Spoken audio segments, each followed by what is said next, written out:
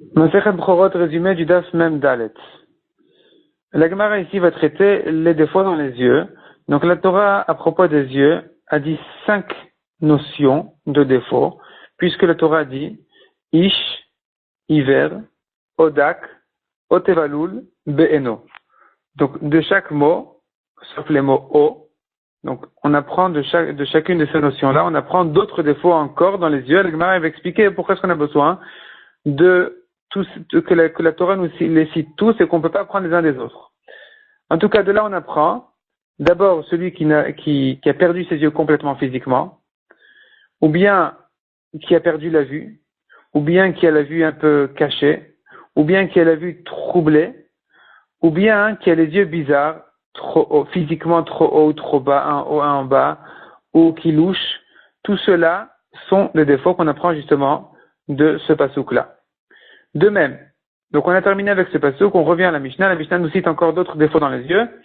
Celui qui déteste le soleil, l'endroit où il y a du soleil, qui n'est pas à l'ombre, qui ne peut pas regarder là-bas. Celui qui a les yeux différents l'un de l'autre, ou bien qui a les yeux trop ronds, ou bien qui coule tout le temps des larmes, de l'eau, ou bien qui a les yeux pas tranquilles, qui bougent tout le temps, ou bien qui a les cils trop longs, ou qui a perdu ses cils complètement. Tout cela sont des défauts. S'il a perdu ses cils, mais qu'il lui reste un petit peu de ses cils, alors il est pasoul midérabanan.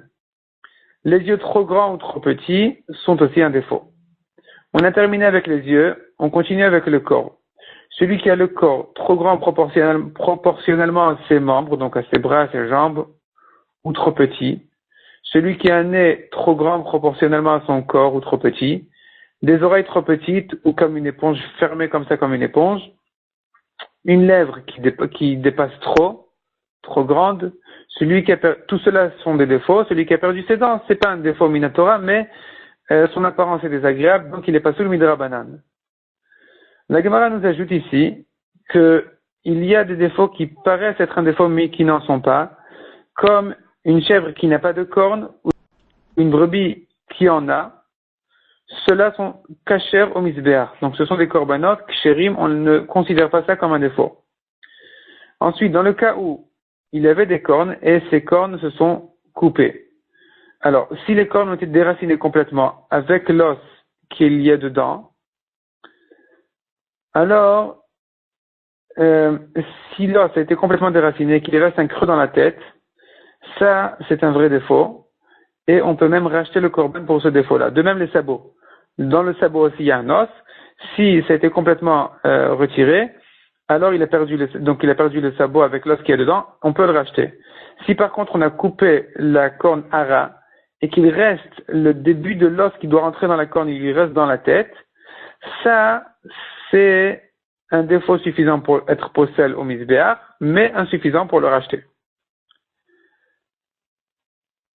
Mishnah suivante, celui qui a une poitrine comme une femme, qui a un ventre enflé, le nombril qui sort, ou bien qui tombe une maladie qui le fait tomber tous les quelques jours, ou bien qui est pris par un démon, ou bien qui a les parties génitales trop grandes ou le membre trop grand, tout cela sont aussi des défauts.